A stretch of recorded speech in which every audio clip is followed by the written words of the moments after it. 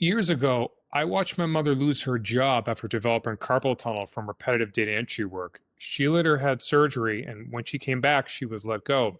And that moment really stuck with me. And I kept thinking that there has to be a better way to run a business. People weren't put on this earth just to do manual data entry. People get burnt out from doing work on spreadsheets. That's what drove me to create Connex, a tool that automates e commerce accounting and syncing different software systems together so there's no need to do spreadsheets and less time spending wrestling with Excel and more time making smart decisions. Today's guest is someone who shares a vision of smarter, leaner business systems, but from the marketing side. Kirsten Furman is the CEO and founder of JustJump Marketing, a firm built on ROI-driven, data-first strategies. She helps businesses align their marketing measurable outcomes, build tracking processes, and ultimately get the most out of every marketing dollar. As e-commerce businesses continue to scale, it's no longer enough to guess at what's working. Smart brands need to tie marketing investments directly to sales, understand customer behaviors, and optimize for what really moves the needle. In this episode, we'll dig into how e-commerce companies, big or small, can use data-driven marketing to grow sustainably, reduce waste and ad spend, and scale confidently into the new year. Here's what we'll be covering today: how to set up meaningful metrics, ways to build tracking infrastructure that ties campaigns to revenue, how to use data to drive smarter segmentation, personalization, and messaging, and how e-commerce brands can optimize ROI, reduce churn, and grow profitably. If you run an online business or you're helping to scale one, this episode is going to give you concrete and strategic tools that you can use right now. Kirsten, how did you first get started with JustJump Marketing, and what inspired you to build a marketing firm based on ROI-driven strategies? It's a really good question. We started JustJump Marketing now 15 or so years ago, quite a while ago, and it really kind of came out of the fact that what we saw in the marketplace, wherever we worked in marketing, was always kind of almost like a frustration-driven approach because leadership never trusted whatever marketing brought in terms of numbers. And that really frustrated me. So one big approach that I wanted to do, and this is how we started JustJump Marketing, was to really kind of look at specifically how can we prove to leadership where every dollar in marketing goes and what it does for the business. So with that, our approach at JustJump was to really start with the strategy, not with the fancy, design kind of approach, but really with strategy. And with that, it's really a matter of helping businesses to figure out what their North Star is. Where do they want to go from a business strategy perspective? And then connecting the marketing to that so that really anything that you do in marketing shows very clearly how it lines up with your path to that North Star that you're trying to accomplish. And that's really where it came from, to figure out how do we show those metrics as they actually relate back to the business goal itself. Right, you want to make sure that those dollars are spent accurately. If you're running paid ads, you want to make sure that you're spending $100 on a paid ad, how much sales did it bring to the company? And from your experience, what are the biggest pitfalls e-commerce founders fall into when they try to track marketing ROI? Yeah, I think there's many pitfalls, but the biggest ones that we see are really kind of three main ones. The first ones is kind of chasing the wrong numbers. I think we all heard vanity metrics before, the term vanity metrics, and that usually kind of relates to things like engagement and sessions on the website, etc., and not so much really to metrics that relate right back to your revenue. So it's not so much the noise that you can create with your marketing campaigns, but really ultimately the sales that you can create with your marketing. So that's the first part, is to be really very deliberate from the very get-go. And this is why the strategy is so important, to figure out what are specifically the metrics that will show me whether or not a dollar works for me. So that's the first one, not chasing wrong numbers. Also, what we see a lot, and I think that kind of puts the breaking point a lot to customers and their kind of activities and marketing, is when they actually kind of overcomplicate the dashboards that are supposed to be showing a red thread through what they're doing. It's supposed to really show the progress or maybe potentially the stagnation of the activities that they're doing in marketing. And yeah, it's really looking at all the different all the different data points that you can pull out of today's metric measurement kind of, the things like HubSpot, like Google Analytics, all of that kind of stuff. So it's really a matter of asking the questions before you dig into your numbers and not overcomplicating the view into those numbers. So the dashboards themselves, let the dashboards be directly connected to the questions that you're trying to answer. So that's really the third one. And the fourth one, I think, is, again, I kind of mentioned that before, is to tie the numbers that you are trying to measure directly to your revenue. So, don't chase strange numbers that don't make sense, but go directly to the core things like your cost of customer acquisition, for example, your lifetime value, those types of things that really communicate whether or not you're going to be running a profit with what you're doing, or whether you're actually in kind of crisis mode. Those are the things. Yeah, it's very important to have the right numbers. Like you said, you don't want to be running in crisis mode. I think tracking attribution for sales, where did this customer, how do you hear about us, is all very important. And luckily, we have tools like Google Analytics and CRMs that track some of that information. When you're building out a data-driven marketing plan for an e-commerce business, what foundational metrics do you insist they track from day one? Yeah, I think I mentioned two of the very important ones already. Really, the cost of customer acquisition is probably one of the most important ones. Knowing exactly how much it's going to cost you to attract one single customer, and then you can obviously round that up to all of the other customers as well. But I think that's a really, really critical data point that many businesses, when they start out, are kind of, it's somewhere in the peripheral, because it's difficult. It's a difficult thing to actually figure that out. So that's a really important one. The lifetime value of your customers is also important. How long are they actually with you that can make or break your sales force? Do you need a lot of people that can actually kind of start getting a potential customer into your lifetime value? Or do you need people that can upsell a lot if, your customers are actually potentially moving from one product to another one, their lifetime value is much higher. So your sales force might be more on that side of cross-selling, etc. Conversion rates, I think, are really, really important as well, right from the get-go to understand. And one of the things that I would say is, as well, as especially if this is kind of how you set up your market, is the return on your ad spend that you definitely do want to do, or you do want to know, because obviously that's, money going out that you want to really know exactly what it does for you. I'd say that those are really kind of the backbones that can help you figure out whether your strategy is effective or not for you. It's really all of those types of data points help you figure out whether your dollars work for you or don't work for you. So they really are critical from the get-go to understand. So it sounds like you focus primarily on paid ads, Google ads, retargeting, that sort of thing, instead of SEO? I think that again, very much depends on what your North Star ultimately is. In e-commerce, it does help, because beauty of e-commerce is that you have a lot of data that you can actually pull down, and it can give you a very, very clear picture of where you stand and what little wheels you might have to turn a little bit more in order to get to your North Star. Paid ads obviously give you a lot of information back. But again, it depends on what ultimately your strategy dictates. Not every single marketing campaign has to be a paid ad, whether it's, SEO related. There's other ways as well. But I think that they are usually traditionally the ones that drive e-commerce.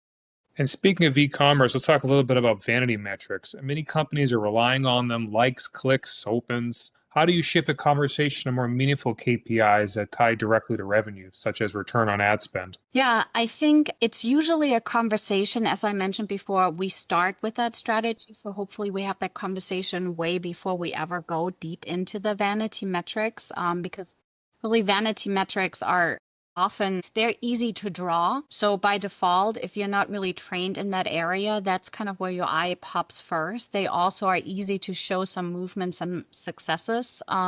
So that's kind of, it's just an easy kind of step in that direction. However, as I said, if you start with strategy and you understand what ultimately your goal is, your business goal, and you have really laid out beforehand what type of metrics will actually allow you to figure out whether your dollar is working for you or is not working for you, that really does ensure that, vanity metrics do what they're supposed to be doing for you, which, they can actually show you diagnostic challenges that, you might have to pay attention to, but not necessarily whether or not your dollar is working for you. So the shift in the conversation should always be around, is the dollar doing what it's supposed to be doing for you, and will whether or not you have 10,000 additional impressions on your ad give you that answer or not.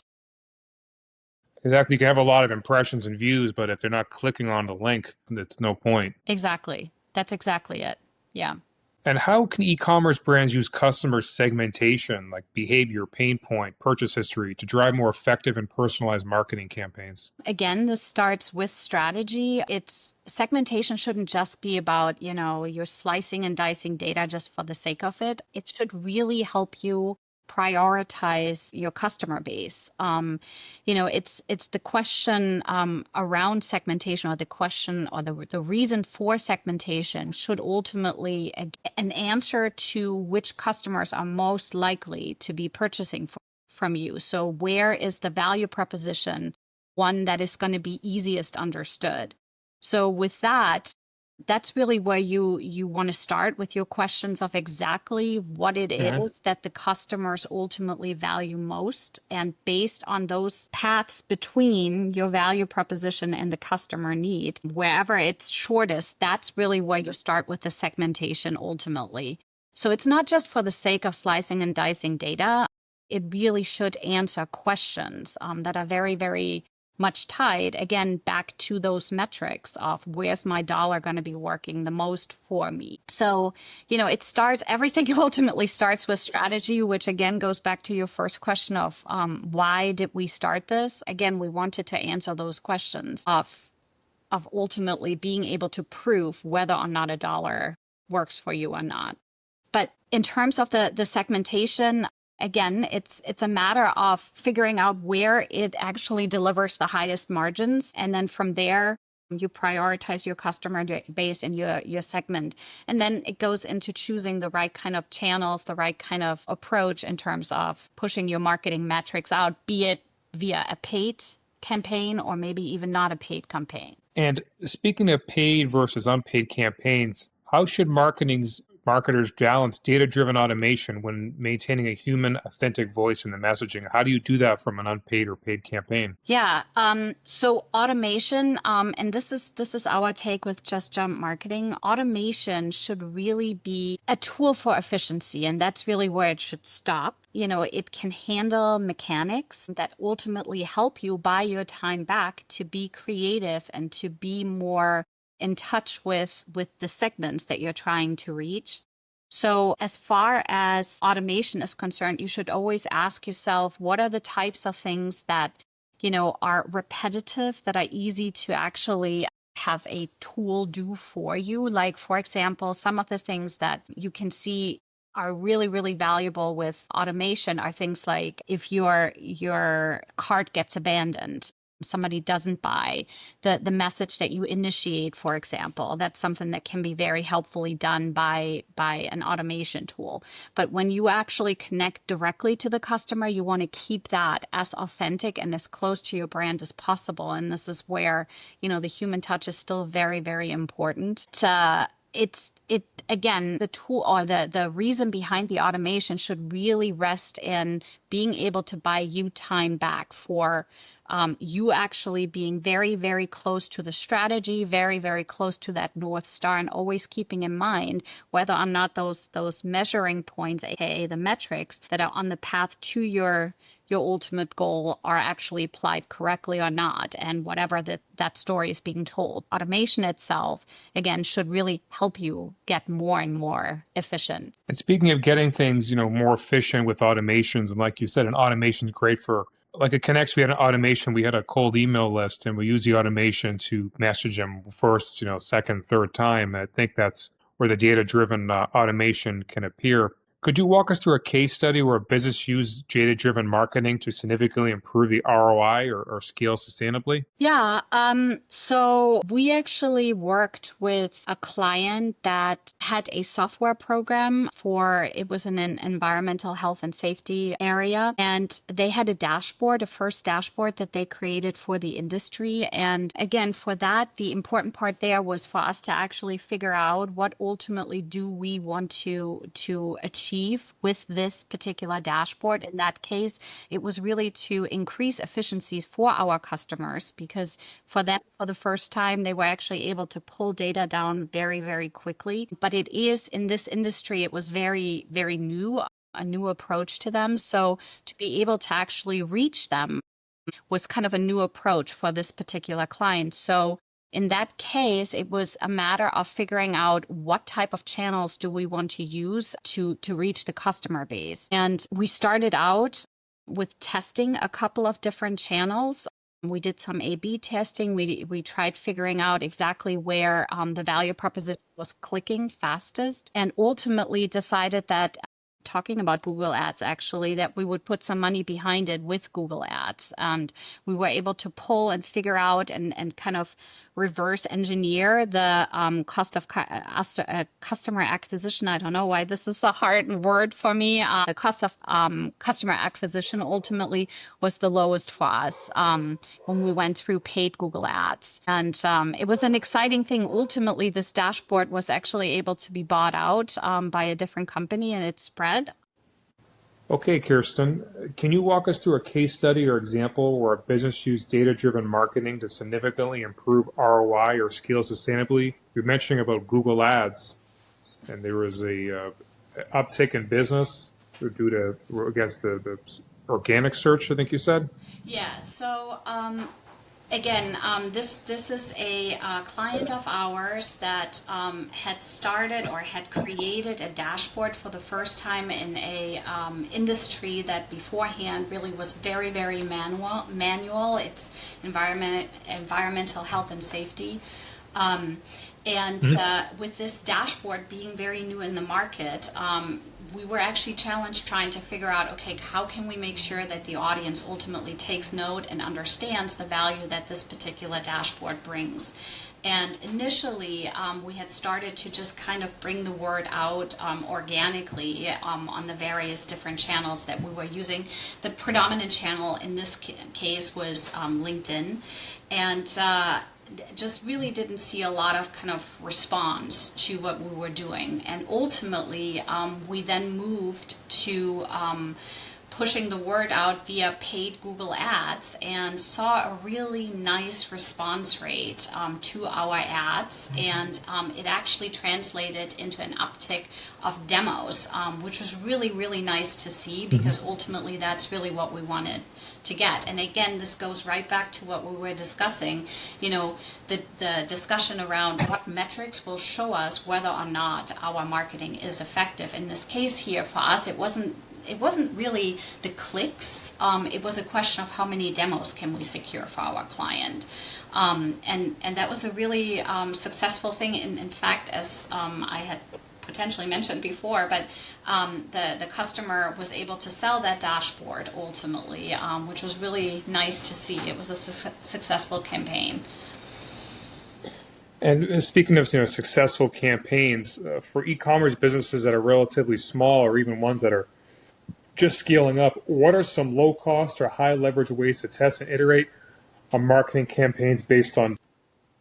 So Kirsten, for e-commerce businesses that are relatively small or ones that are just kind of scaling up, what are some low cost or high leverage ways that they can test and iterate on these marketing campaigns based on data, like an A/B testing? Yeah, that's actually, you just said it. One of the things that, as I mentioned, in the case study that we just discussed beforehand, that was one of those examples where we started first testing our message with A/B approaches. So, and we did that first organically, where we just kind of ran some messages into the same ultimately audience on our organic LinkedIn channel. Didn't really see a lot of changes between different message approaches, but then we moved to Google Ads. We took a very, very small budget and ultimately ran an A/B test on the Google Ads. And again, this is one way, but I think one of the things that to me at least is really important is it's also a matter of how you ultimately want to measure. And the Google Analytics that you can get are actually free tools for you to measure whether or not your messages are working well. Again, with a word of caution, go into Google Analytics with specific questions that you're trying to get answered, because it's a massive set of data that you can really forget yourself in if you draw too deeply into that. But I think the really important pieces of that is there are some free tools. Some of the tools that we applied as well are UTM codes, where you actually track the success of your message. And as long as you stay kind of in the digital frame, it's much easier there to test whether or not something is actually working for you when you have a very low budget. So that's really where I would kind of start, is to have a very, very keen eye on your conversion rates. Try and make everything trackable via UTM codes, or maybe you have specific landing pages that are tied to a message in your A/B test. But that's where I would start. And how do you ensure, like, what's a good cost per click ROI? If somebody said there was a $20 cost per click, is that good? I mean, or are you looking for like $2 a click? Well, so that's again going right back to what we were discussing beforehand. You want to make sure that the relation between your cost of acquisition, of customer acquisition, is actually in the right relation to the lifetime value. So it's a difficult thing to say. It depends on your budget. It depends on ultimately how much your product can sell. And what you usually say is your cost of customer acquisition should be no more than really 3 times the lifetime value. It's a very, very important thing to kind of keep that relation in mind. So again, this goes right back to the strategy, where you want to set your clear goal, and you need to really figure out what the metrics should be. It's not as easy as to say, oh, $20 is too high. If you're actually talking about, products that may be thousands and thousands of dollars, then in that case, $20 may not be too high, and vice versa. And how do you recommend e-commerce businesses review and update their tracking and reporting dashboards? And what should they be looking for when they do?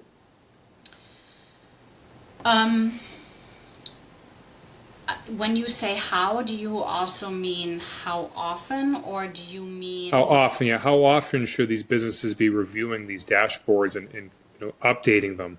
Yeah, so I think first off, I think it's really important that you actually choose a cadence and stick to that cadence. I think you don't want to vary between, sometimes you look at it on a monthly basis, sometimes you look at it on a yearly basis. So make sure that whatever cadence you actually choose to go with, it is consistent, and that's what you stick to.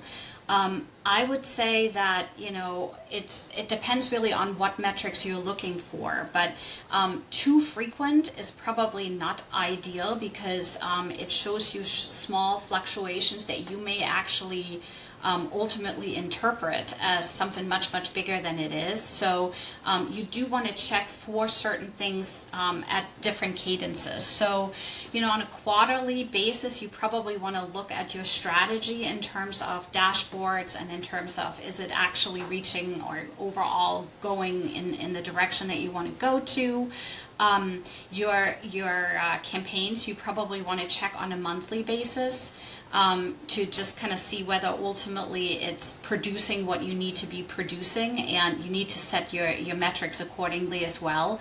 I would probably on a weekly basis, you can keep an eye out, but you shouldn't really use weekly data to interpret anything in terms of ultimately your end strategy. Yeah, changes based on seasonality. Exactly. So it's really, but again, this goes right back to what we have been discussing all the way through. It's the strategy, it's the north goal that you, the north star that you set, and the type of metrics that you are trying to actually answer to. So again, it's that's really what it boils down to. Don't do it too often. Do it at the same cadence. That's the important part. But usually from a strategic standpoint of view, a quarterly kind of check-in, are we heading in the direction that we want to head in is right. But when you're running specific campaigns, you obviously always have an eye out on that to make sure that if something really kind of pops up, you can address it. But on a monthly basis, it's a good idea to kind of take a look at that. And our final question for today, when business owners who are feeling overwhelmed with data, or the ones who don't know where to start, what's one practical first step you'd recommend to begin building a data-driven marketing system that actually grows their business? Well, I think we already discussed that beforehand. It's really spending some time on your strategy. It's understanding exactly and being very, very precise with that. Where do you want to go? North Star, right? Exactly. That's exactly it. It's defining your North Star very carefully. And I would strongly suggest that it's not just you defining that goal, but that you actually take the key employees into the mix as well, and if possible, see if you can actually also query your audience as well to understand really, how is that North Star achievable? I know where I want to go, but what does that mean in terms of the path that I have to take to get there? What is the expected cost? But I think that's really the number one thing that I would do, because that ultimately then drives how you want to build your dashboard, what type of metrics are going to be important, aside from just the key metrics that we already discussed that are kind of core to anything that will tell you whether or not you're successful.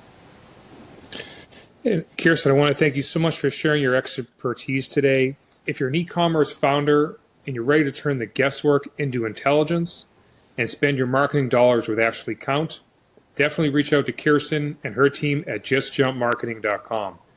And if you're looking to free up more of your time and brain space by automating your accounting and operations, check out connexecommerce.com. That's exactly what we built Connex to do. Don't forget to subscribe, leave a review, and share this episode with another entrepreneur or marketer who wants to make their marketing dollar more powerful. Thanks, Kirsten.